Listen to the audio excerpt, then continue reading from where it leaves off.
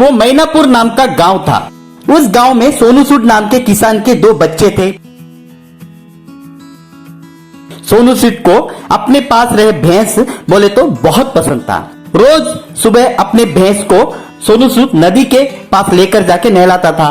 फिर वापस घर को लेकर आकर दूध निकालकर गली गली में घूमकर, हाँ दूध भाई दूध, स्वच्छ दूध, हाँ दूध है भाई दूध, भैंस की स्वच्छ दूध चिल्लाते हुए बेचता था। वैसे आए पैसों से वो अपने परिवार का पालन पोषण करता था। एक बार सोनू सूद भैंस को नदी में ले जाते वक्त एक लड़का अपने बाइक पे एक हाथ से गाड़ी चलाकर दूसरे हाथ से फोन पे बात करते हुए, देखो डार्लिंग कितना सुंदर है हमारा गांव, कहकर वीडियो कॉल में अपने गांव की खूबसूरती को दिखा रहा था। सोनू सूद की भैंस उसके सामने जब आए वो कंट्रोल खोकर नीचे गिर गया। ओ नो माय फोन कहकर अपने फोन को उठाते हुए, oh no darling bike skid हो गया, ये भैंस सामने आ गए ना, कॉल यू लेटर कहकर फोन कट करके सोनू सूद से, क्यों भाई देख के नहीं आ सकते हो क्या, थोड़े में मेरा फोन टूट जाता कहकर गाली देकर चला गया। आजकल के नौजवान को जिंदगी की कीमत समझ में नहीं आती है।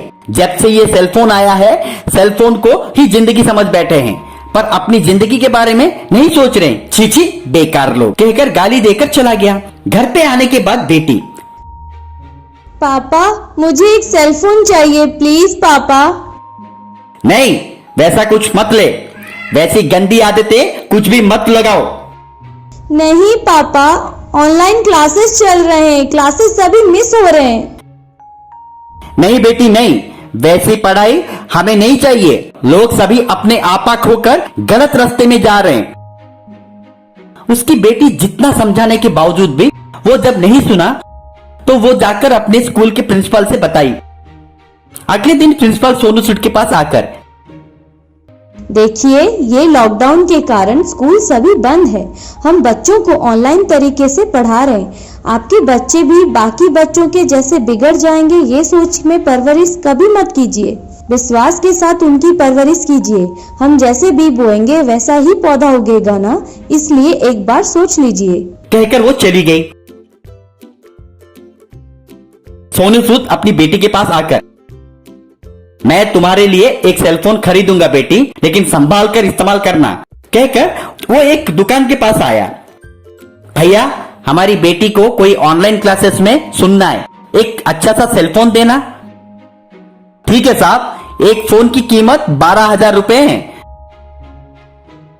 क्या 12,000? EMI के मुताबिक भी आप ले सकते हैं साहब, क्रेडिट कार्ड है क्या आपके पास? वो सब मेरे पास नहीं है साहब कहकर एक पेड़ के नीचे बैठकर, आपके 12,000 कहां से लेकर आऊं, मुझे अब मेरे बेटी की भविष्य से ज्यादा इंपॉर्टेंट कुछ भी नहीं है कहकर उसके सबसे प्यारी भैंस को बेचकर सेलफोन खरीदा। उस दिन शाम को वो स्कूल के प्रिंसिपल से मिलके, मैडम मुझे मेरे भविष्य से ज्यादा मेरी बेटी की भविष्य ज्यादा महत्व है, इसलिए मैं मेरी भैंस को बेचकर सेलफोन खरीदा, आप मगर पढ़ाई ठीक से करवाना। सर आपकी एकमात्र जीवन के आधार को आपकी बेटी के भविष्य के लिए दांव पे लगा दिया। उसमें क्या है मैडम, वो खुश रहे मेरे लिए वही काफी है कहकर चला गया। अगले दिन प्रिंसिपल अपने ऑनलाइन में एक पोस्ट डाली। ऑनलाइन में सोनू सूद अपनी बेटी के लिए जो बलिदान दिया सब लोग तारीफ किए। वो सेलफोन कंपनी का मालिक को जब ये बात मालूम पड़ा तो वो सीधा सोनू सूद के पास आ गया। सर आप हमारे सेलफोन खरीदने के लिए आप अपनी भविष्य को ही दांव पे लगा दिए। बेटी की भविष्य के लिए जो आपने किया वो बहुत इंस्पायरिंग है साहब। ये लीजिए आपने खोए हुए ये भैंस, वैसे आपकी बेटी के लिए आपने जो सेलफोन खरीदा है वो भी हम मुफ्त में दे रहे हैं, ये लीजिए आपके 12,000 रुपए कहकर पैसा दिया। एक गांव में राणा नाम का आदमी रहता था। राणा क्या व्यापार करना है बहुत सोचने के बाद नजदीकी बैंक से लोन लेकर एक जेसीबी खरीदा। राणा की पत्नी शीतल उस जेसीबी के टायर के नीचे नींबू रखा। राणा उसे कुचलकर उसका व्यापार शुरू किया। राणा कुछ दिन उसका जेसीबी को सेंटर में रखकर सभी को पैम्पलेट बांटा, फिर भी एक भी बुकिंग नहीं आया। कुछ महीनों के बाद शीतल, क्यों जी, जैसे भी बिजनेस अच्छा है सोचकर इतना खर्चा करके खरीदा, अभी तक एक भी बुकिंग नहीं आया। बाजू के बैंक में से EMI बोरो करके नोटिस पे नोटिस आ रहा है जी, अभी क्या करेंगे जी? इस गांव में एक भी नया घर नहीं बन रहा है, सभी लोग पुराने घर में ही रह रहे हैं। इस गांव में ही नहीं बल्कि आजू बाजू के सभी गांव घूमकर आ चुका हूँ, कहीं पे भी रोड या कोई फ्लाईओवर नहीं बांध रहे। उनके ऊपर भरोसा करके जेसीबी खरीदकर पूरी तरह से डूब गए। अभी इसे आधे दाम में ही खरीदने वाला भी कोई नहीं है। क्या करना है मुझे कुछ समझ में नहीं आ रहा है। जेसीबी सिर्फ कंस्ट्रक्शन के कामों में ही उपयोग आता है जी, और किन किन कामों में इस्तेमाल हो सकता है वो थोड़ा सोचिए। घर में खाने का सामान भी खत्म हो रहा है। राणा दूसरे दिन जेसीबी को एक ऑटो स्टैंड में रखा।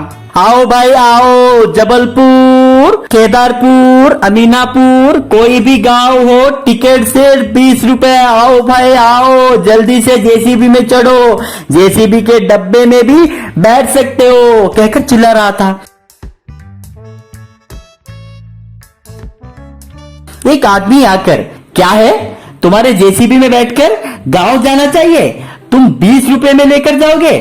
ठीक है, पर ये 20 किलोमीटर की स्पीड पे भी नहीं जाएगी। इसमें चढ़ा मतलब मेरे गांव जाने के लिए आधी रात हो जाएगी। पर ये क्या गंदी सोच है तुम्हारी? ये डीजल कितना पिएगी मालूम है तुम्हें? इसे शेयर ऑटो बनाकर घूमेगा तो तुम्हें नुकसान ही नुकसान होगा। हाँ सही है आपकी बात, ये तो मैंने सोचा ही नहीं था।